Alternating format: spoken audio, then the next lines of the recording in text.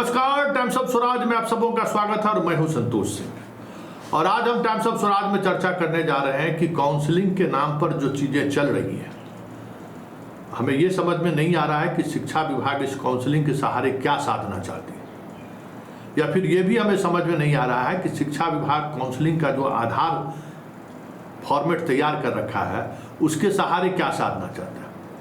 क्योंकि शिक्षा विभाग को ऐसा लग रहा है कि खुद अपने नियमावली का उन्होंने अध्ययन नहीं किया है, या फिर नियमावली का अध्ययन अगर उन्होंने किया है तो फिर हजारों ऐसे छात्रों को परेशान करना चाहते हैं जो उस नियमावली को पालन किया है। जी हाँ, देखिए, काउंसलिंग के दौरान जो चीज़ें मांगी जा रही हैं और जो जिस तरीके से एक कंप्यूटर का फॉर्मेट बना दिया गया है और उसी फॉर्मेट के तहत आपको, अगर आप उसमें सब कुछ सही है तो फिर आपको काउंसलिंग स्वीकृत हो जाएगा, अगर नहीं है तो फिर अस्वीकृत हो जाएगा। अब देखिए, खेला शिक्षा विभाग को तो ये जानकारी होनी चाहिए ना कि 2011 में जो STET की परीक्षा हुई थी उसमें फॉर्म भरने में सरकार का ही, शिक्षा विभाग का ही आदेश था कि सरनेम, माता पिता का सरनेम मत लिखिए। क्या ये नियम था? जो भी लोग आज शामिल हुए, क्योंकि बहुत सारे लड़के ने हमें जानकारी दी है, उस वक्त का डॉक्यूमेंट्स भी मुहैया कराया है जिसमें सरनेम नहीं देना है। अब जब काउंसलिंग कराने जा रहे हैं तो सर्टिफिकेट में तो सरनेम है, जिसमें यहाँ STET में सरनेम नहीं है, तो कह रहा है कि आप काउंसलिंग के लिए योग्य नहीं है, आपके सरनेम छूटा हुआ है या सरनेम नहीं है। अब इसका क्या इलाज होगा भाई? इसके लिए छात्र कहाँ जिम्मेवार है? शिक्षा विभाग अपने नियमावली में जो संशोधन किए या जो नियमावली उन्होंने बनाया, क्या उसको वो अध्ययन नहीं कर रहे? बात यही तक नहीं है, जिसको काउंसलिंग कराना है उसको भी ट्रेनिंग में भेज दी। जब हम लोग खबर चलाना शुरू किए तब निकाल रहे हैं कि जिस दिन आपका काउंसलिंग है ना, जाकर वहाँ चले जाइए ट्रेनिंग सेंटर में, जाकर ज्वाइन कर लीजिए, और जिस दिन आपका काउंसलिंग है उस दिन आप छुट्टी लेकर चलिए। वाह, मतलब आने जाने में कोई खर्च लगता है कि नहीं मास्टर साहब? लोग आने जाने में क्या तकनीकी समस्याएं नहीं होती है? ट्रेनिंग जो है सो अपने प्रखंड में दे रहे हैं क्या? कहाँ आप ट्रेनिंग दे रहे हैं? किस स्कूल में ट्रेनिंग दे रहे हैं? जरा इस पर भी गौर करिए ना। और कहाँ उसका काउंसलिंग हो रहा है? छुट्टी लेके चले आई। मतलब ट्रेनिंग को लेकर ऐसे दिखाने की कोशिश है जैसे लगता है कि मिलिट्री का ट्रेनिंग दे रहा है। और ट्रेनिंग सेंटर पर क्या हो रहा है सो हम लोग नहीं देख रहे हैं कि चपरासी से जो है सो पढ़वाया जा रहा है, ये हम लोग नहीं जान रहे हैं। जितना फेल्योर मास्टरवा सब, उस जमाना का बुरवा सब है, यही शिक्षा मित्र वाले सब पिछले दरवाजे से घुस गया और वही सब जाकर पढ़ाने जा रहा है, जिसको अक्षांश और देशांश का मतलब समझ में नहीं आता है। वो जाता है इन लोगों को ट्रेनिंग देने के लिए, नहीं पता है। तो है क्या कि ट्रेनिंग में लूट मचा हुआ है। भारत सरकार की पैसा है, जितना लूट सको सो लूट, इसलिए ट्रेनिंग नहीं, बाप रे, हम ट्रेंड कर रहे हैं। ट्रेनिंग प्रोग्राम कैसे छुड़ा देंगे? तो काउंसलिंग में जाइए, छुट्टी लेके जाइए, और छुट्टी लेके जो जाइए, आने जाने में 2 दिन लग गया तो फिर उसका कुछ नहीं। ट्रेनिंग सेंटर का तो हाल यही है सिद्धार्थ जी कि जाके अटेंडेंस पहला दिन बना के पैसा दे के चल देता है सब मास्टर घूमने के लिए। जाके चेक कर लीजिए, आप भरम में जी रहे हैं, समझिए। बनाएंगे वो भी खबर बनाएंगे डंके के चोट पर कि देख लीजिए क्या हो रहा है, क्या भ्रष्टाचार का क्या लेवल पहुँच चुका है, कि हम ट्रेनिंगों नहीं लेंगे।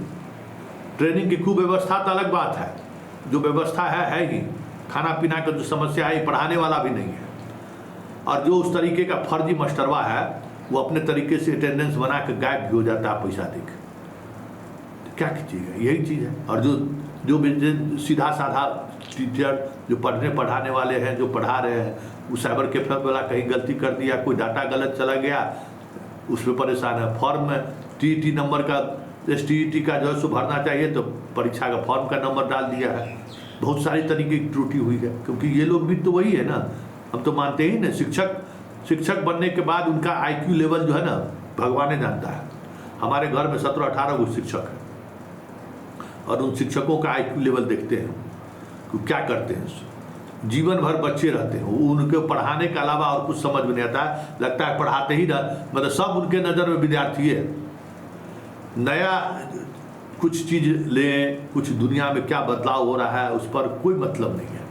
बस सुबह से लेके गए स्कूल से आए, बैठ के गप कर रहे हैं, गीत संगीत हो रहा है, गांव में गए घूम के पॉलिटिक्स कर रहे हैं। क्या अपडेट? अखबारों नहीं पढ़ता है लोग मास्टर।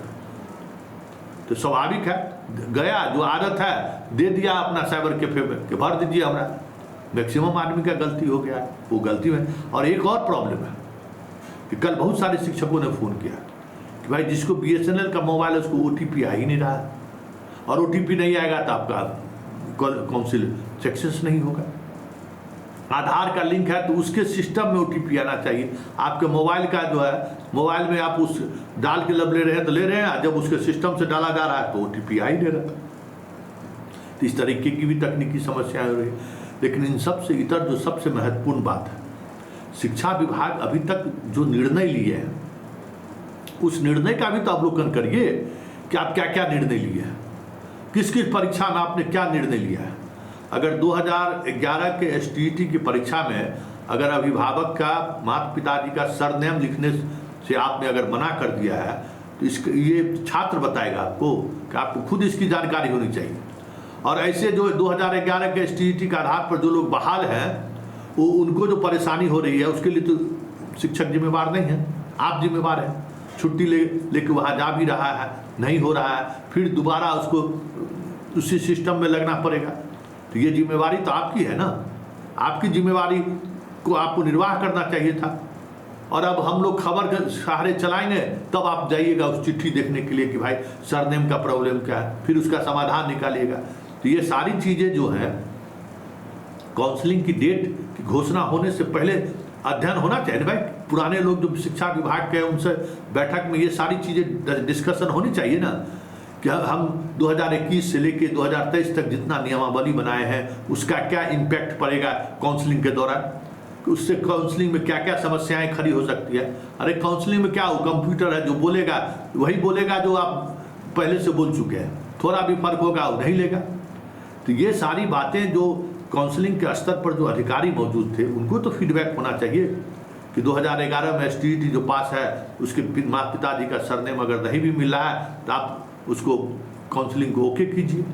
अब नए तरीके से उस पर चर्चा होगी, उस पर फाइल बढ़ेगा, फिर उस पर नीचे से लेकर ऊपर तक जाएगा, वहाँ से आदेश आएगा, फिर वो आदेश की कॉपी जिला में आएगा। बताइए, और तब तक शिक्षक लोग परेशान रहे। बहुत सारी तकनीकी चीज़ इसमें आप इस तरीके की चीज़ें मांग रही हैं जो आपको खुद पहले उसका नियमावली देखना चाहिए था कि क्या नियमावली क्या कर रहा है।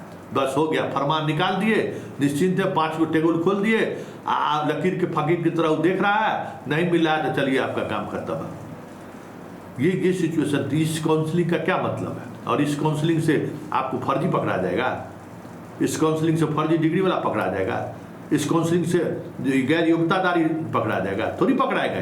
ये तो वही हुआ कि जो कुछ दिया हुआ है वही मिला कर काउंसलिंग में पास कर दीजिए, जो BPSC में किए, और फिर जो है सो हंगामा होता रहे।